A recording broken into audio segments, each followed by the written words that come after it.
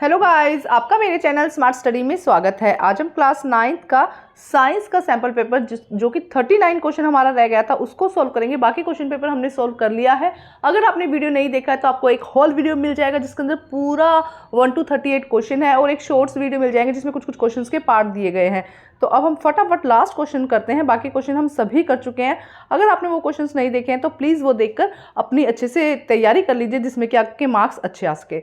Question में क्या कहा गया, ऊर्जा के विभिन्न प्रकार को एक रूप से दूसरे रूप में रूपांतरित हो सकते हैं ताकि परिवर्तन के दौरान या बाद में एक प्रणाली की कुल ऊर्जा समान रहे। तो देखा क्या है, ऊर्जा का रूपांतरण, एक जो एनर्जी है वो दूसरी एनर्जी में कन्वर्ट हो सकती है। किसी वस्तु के मुक्त रूप से गिरने के दौरान इसकी स्थिति ऊर्जा गतिज ऊर्जा में परिवर्तित हो जाती है। तो जब कोई चीज़ ऊपर से नीचे गिराते हैं तो उसकी स्थिति ऊर्जा गतिज ऊर्जा में परिवर्तित हो जाती है।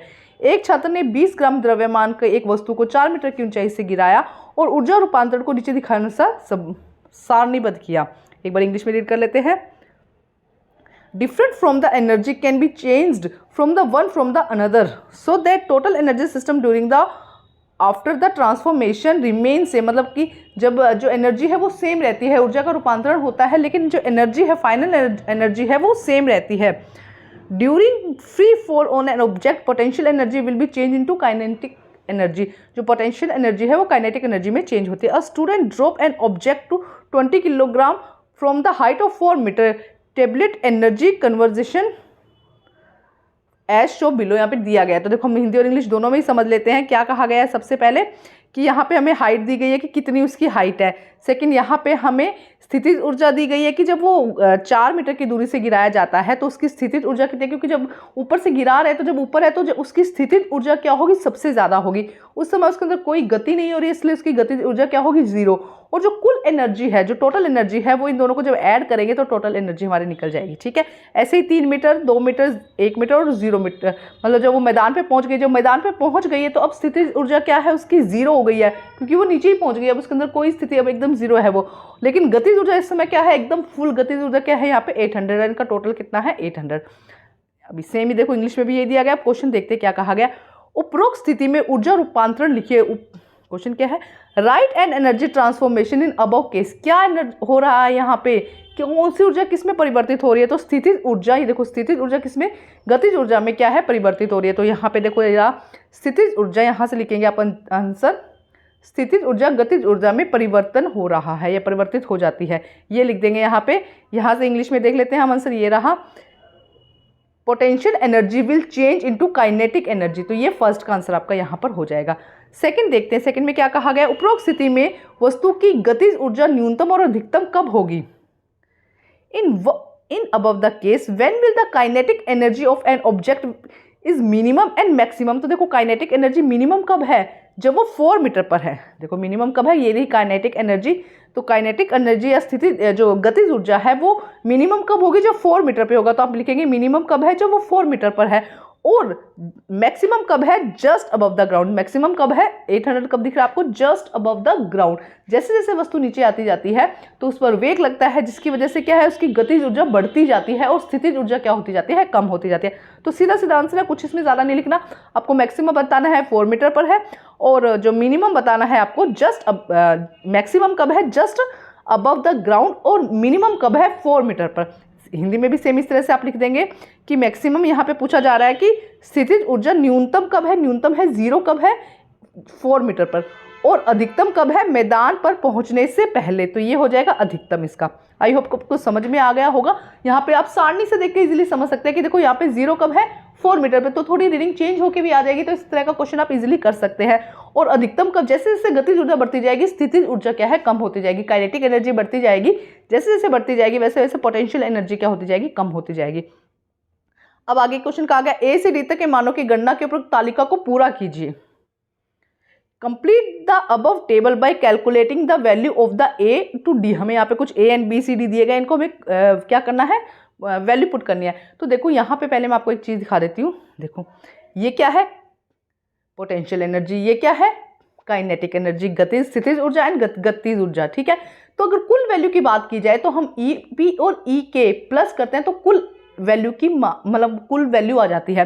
तो यहाँ पे उसने कहा है, एक्चुअली फॉर्मूले से भी निकाल सकते हैं बट लेकिन इसका बहुत इजी मेथड है, हम वहीं से निकालते हैं। देखो यहाँ पे कहा है कि 800 यहाँ पे क्या है, गतिज ऊर्जा है, ठीक है, पोटेंशियल एनर्जी है, सॉरी स्थितिज ऊर्जा है, और काइनेटिक एनर्जी क्या है, 0। अब मैंने क्या कहा, इन दोनों का प्लस करके क्या आना चाहिए, टोटल वैल्यू, तो 800 आ गया, ठीक है। जब वो 3 मीटर पर आती है, जब वो जो बॉल है जो भी फेंका गया ऊपर से 3 मीटर पर आती है, तो उसकी जो काइनेटिक पोटेंशियल एनर्जी है 600 हो जाती है। लेकिन अभी जो मैंने ये कहा है कि जो टोटल एनर्जी है वो रिमेन सेम रहेगी, 800 ही रहेगी सभी कॉलम्स पे। तो यहाँ पे कितना हो जाएगा, 200, यहाँ पे कितना हो जाएगा, 200, तो 600 + 200 800। थर्ड पे जब वो 2 मीटर की दूरी पर आती है तब, अब देखो यहाँ पे क्या है, जो काइनेटिक एनर्जी है 400 है, तो यहाँ पर जो पोटेंशियल एनर्जी है वो भी कितना हो जाएगी, 400, तो 400 + 400 यहाँ पे हो जाएगा 800। क्यों, क्योंकि हमें पता है कि कुल ऊर्जा जो है वो EP + EK के बराबर होती है। इसी तरह जब 1 मीटर पर आता है तो यहाँ पे 200 है, तो यहाँ पे कितना हो जाएगा, 600, तो 600 + 200 कितना हो जाएगा, 800। इसके बाद का है just above the ground, ground पे पहुंचने के बाद पोटेंशियल एनर्जी 0 हो जाती है और काइनेटिक एनर्जी 800 रहती है। तो अबव इनका टोटल कितना हो गया, 800। एक बार अगर हिंदी में भी देखना है तो हम देख लेते हैं इसी क्वेश्चन को। देखो थोड़ा सा, एक जो बॉल है वो 4 मीटर पर है, उस समय उसकी स्थितिज ऊर्जा मैक्सिमम है, सबसे ज्यादा है, गतिज ऊर्जा उस समय कितनी है, 0। तो जो टोटल एनर्जी है, टोटल ऊर्जा है वो EP + EK, मतलब कि स्थितिज ऊर्जा प्लस गतिज ऊर्जा करने पर हमारी टोटल ऊर्जा निकल आएगी। तो जब हम 800 में 0 प्लस करेंगे तो टोटल एनर्जी हमारी कितनी है, 800, और 800 ही हमारी क्या रहेगी, जो एनर्जी है वो सेम रहेगी, क्योंकि कन्वर्ट हो रही है तो जो फाइनल अमाउंट है वो सेम रहेगा। थर्ड में देखो 600 है तो यहाँ पे 200 आ जाएगा, 200 + 600 800 हो जाएगा। थर्ड में यहाँ 400 है तो 400 + 400, और यहाँ पे कितना हो जाएगा, 800, ठीक है। नेक्स्ट फर्स्ट में क्या है, जब जो पोटेंशियल एनर्जी है 1 मीटर की दूरी पर जो स्थितिज ऊर्जा है वो 200 हो जाती है, लेकिन यहाँ पे गतिज ऊर्जा, क्योंकि वस्तु नीचे की तरफ आ रही है ना, तो गतिज ऊर्जा बहुत ज़्यादा बढ़ जाएगी, तो गतिज ऊर्जा यहाँ पे क्या हो जाएगी, 600, इन दोनों का सेम रहेगा।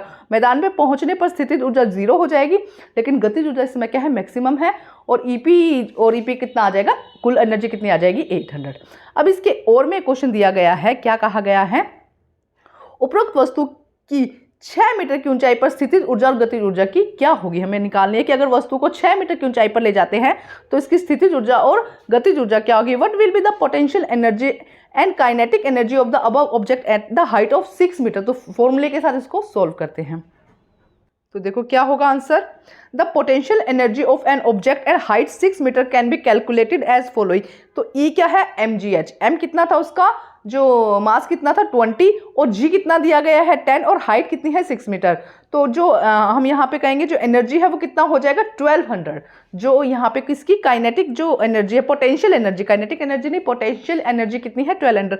Eight this side the object has no kinetic energy, क्योंकि क्या है वो एक स्थिर रखी गई है ना, वहाँ पे उसकी पोजिशन फिक्स है, इसीलिए यहाँ पे काइनेटिक एनर्जी क्या हो जाएगी, 0 हो जाएगी, लेकिन पोटेंशियल एनर्जी यहाँ पर कितनी है 1200। इस तरह से आप सोल्व करके दिखा देंगे, फॉर्मूला लगाएंगे mgh का। तो इस तरह से आप सॉल्व करेंगे।